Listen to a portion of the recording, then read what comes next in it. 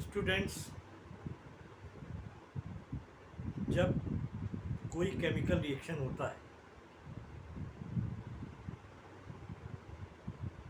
तो रिएक्टेंट से प्रोडक्ट बनता है और रिएक्टेंट और प्रोडक्ट के कंसंट्रेशन में चेंज होता जाता है। कंसंट्रेशन का मतलब है सॉल्यूट में सॉल्यूशन पर लीटर, मोल पर लीटर कितना सॉल्यूट सॉल्यूशन में है, इसी को कंसंट्रेशन बोलते हैं। जैसा कि कंसंट्रेशन की यूनिट जो होती है मोल्स पर लीटर होती है। Concentration unit moles per litre per unit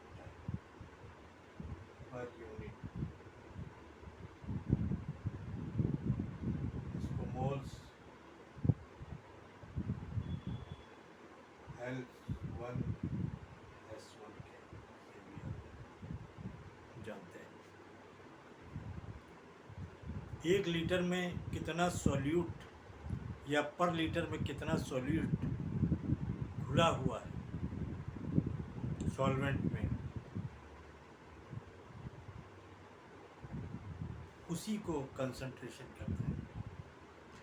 number of moles of solute, number of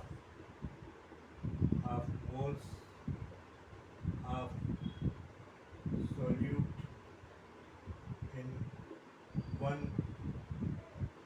liter solution is called as concentration. Called as concentration. इसी को concentration कहते हैं। Number of moles of solute in dissolved in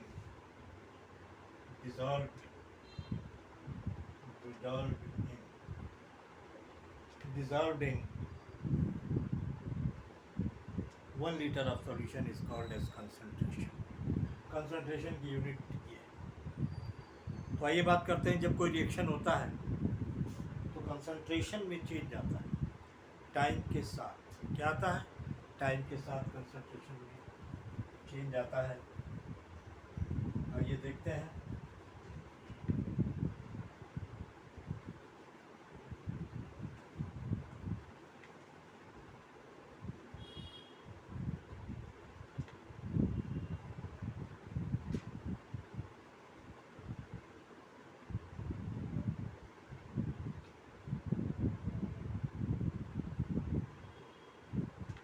suppose कर लीजिए T1 time पर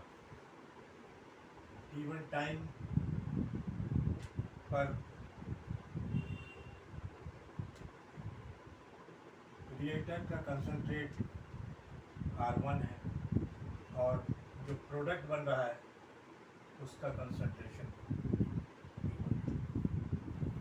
concentration और time बढ़ा, time 2 पर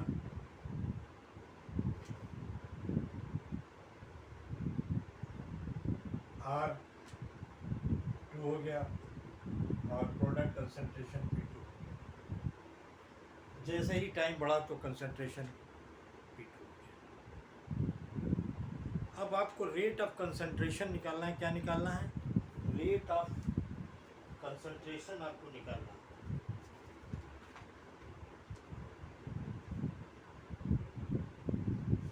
रेट ऑफ कंसंट्रेशन निकालना क्या है? रेट ऑफ कंसंट्रेशन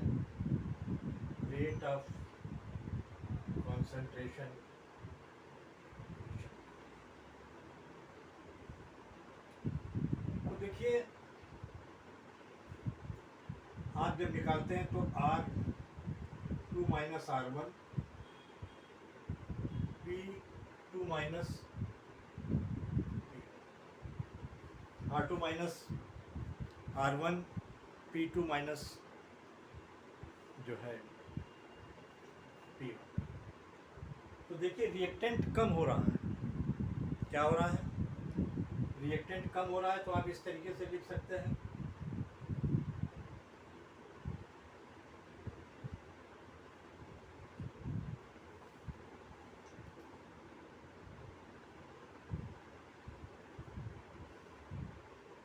तो इस तरीके से रिएक्शन जो है रिएक्टेंट R2 से R2 और प्रोडक्ट P1 से P2 से P1 होगा। अब हमें आपको निकालना है rate of appearance of this appearance of reactant. क्या निकालना है? Rate of disappearance of reactant.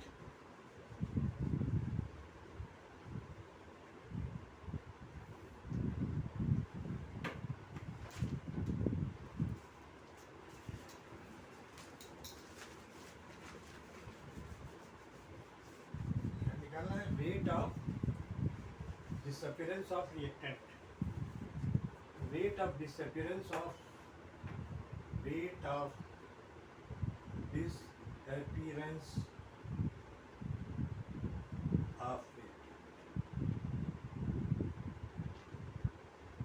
ये आपको निकालना है।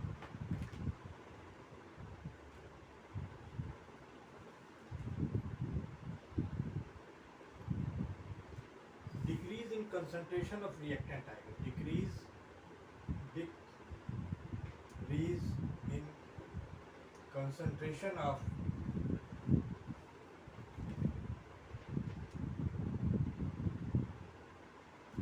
Reactant.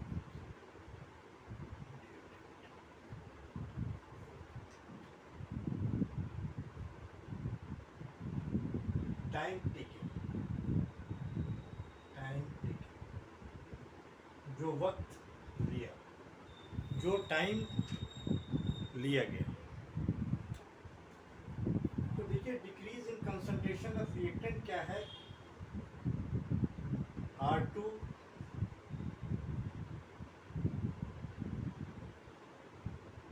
R1 T2 minus T1। Reactant का कंसंट्रेशन R2 R1 से कम हो गया, R1 से क्या हो गया? R1 से कम हो गया। तो यहाँ पर डेल्टा R और डेल्टा T आपके आ गए, लेकिन हम रेट ऑफ कंसंट्रेशन को हमेशा पॉजिटिव में लेते हैं, लेकिन यहाँ पर कम हो रहा है, तो यहाँ पर delta R upon delta T, ये average concentration, average rate of concentration है, average rate of concentration, rate of concentration क्या है? Average rate of concentration. तो उम्मीद है कि यहाँ तक आपको समझ में आ जाए। अब experimental determination of reactant, experimental concentration of reactant, experiment करके आप देख सकते हैं इसको आराम से। ये एवरेज रेट ऑफ कंसंट्रेशन, आइए देखते हैं।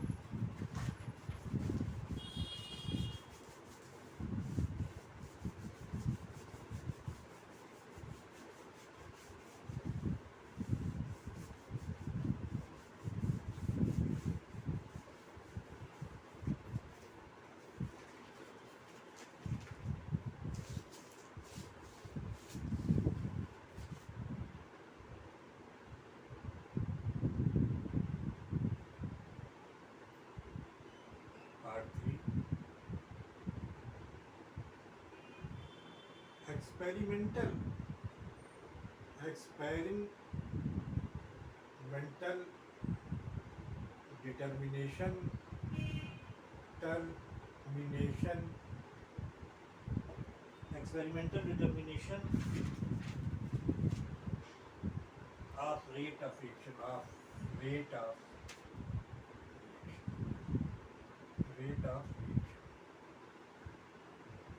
को एक्सपेरिमेंट से कैसे निकालते हैं, देखिए ये एक्स वाई एक्सिस है, यहाँ पर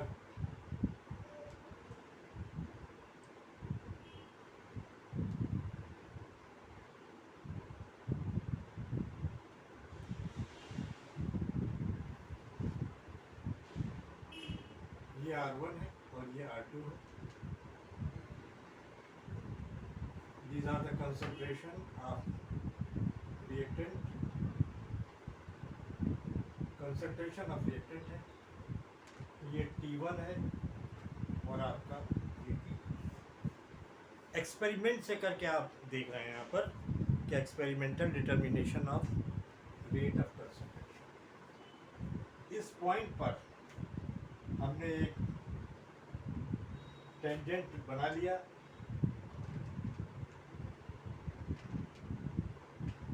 एक टेंजेंट बना लेते हैं और इस टेंजेंट से परपेंडिकुलर डाल लेते हैं और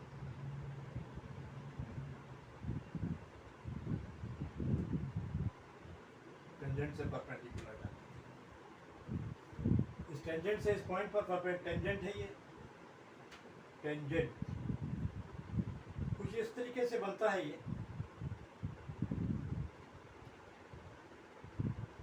ये हाइपोटेन्यूज है, हाइपोटेन्यूज है, एडजेसेंट साइड है, ये एडजेसेंट, जेसेंट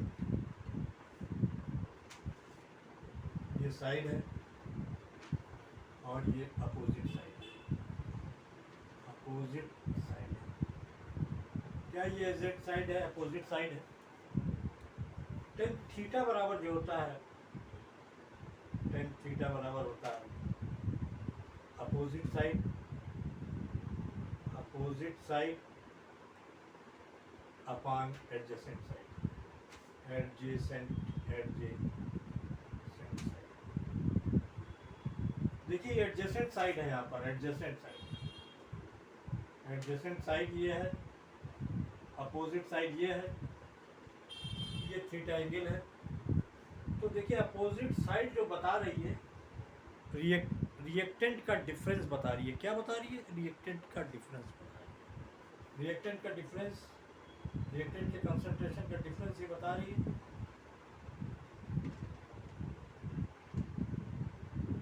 और ये T1 है, ये T2 है, ये T1। देखिए ये आपका इस पोजीशन पर आ रहा है। इसको आप कुछ यूँ लिख सकते हैं, डेल्टा R डेल्टा T, इस तरीके से आप लिख सकते हैं। इसमें माइनस आपको लगाना पड़ेगा क्योंकि आप रिएक्टेंट को पॉजिटिव में लेते हैं और यही स्लोप है, that is the minus slope. देख रहे हैं कि यही स्लोप है, this one is the slope. और इसी को हम एवरेज रेट ऑफ रिएक्शन बोलते हैं, एवरेज रेट ऑफ रिएक्शन। इसी को हम एवरेज रेट ऑफ रिएक्शन बोलते हैं। क्या बोलते हैं? Average rate of reaction. तो इस तरीके से देखिए ये आपका निकल कर आया एक्सपेरिमेंटल वैल्यू है। यहाँ पे कौन सी वैल्यू है? Experimental value. तो ये आपका क्या है? एक्सपेरिमेंटल वैल्यू है और वो था रेट। और एक चीज़ बता दें, rate of reaction is called as speed of reaction. Rate of reaction is called as speed of reaction, speed of reaction, speed of reaction. तो मुझे उम्मीद है ये पार्ट आपके समझ में आया होगा। इसके बाद दूसरी जो वीडियो होगी experimental determination of appearance of product पर होगी, वो मैं आपको जो है अगले वीडियो में दूंगा। पहले ही आप इसको अच्छी तरीके से, कोई प्रॉब्लम हो कमेंट करके आप बताएं। Okay, thank you.